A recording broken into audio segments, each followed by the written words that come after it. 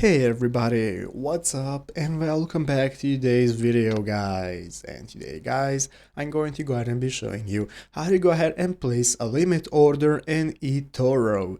This is a very simple thing to do, so make sure to watch this quick and easy video till the very end, follow my steps correctly so you can make sure that this works the same for you and you can do this yourself. But yeah guys, let's get straight into it. So the first thing we want to do is to go ahead and open up the official eToro website right here, eToro.com. If you're not already, if you're using a mobile device, you can just go ahead and log into the eToro application, and it's going to greet you with the join button right here that you can use to create an account if you do not already have one.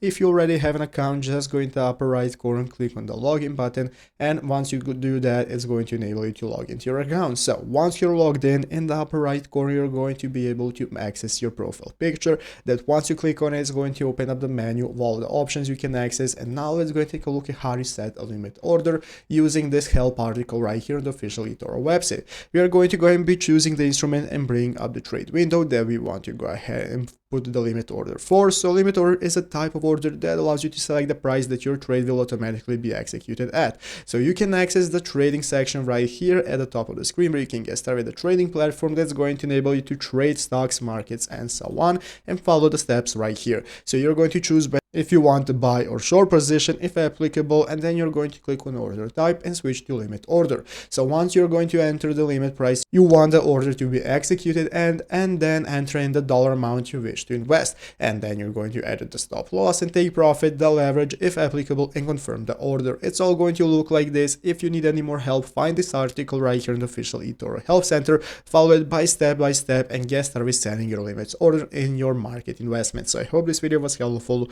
If it was, make sure to leave a like, subscribe to the channel. So thanks for watching, take care, and bye.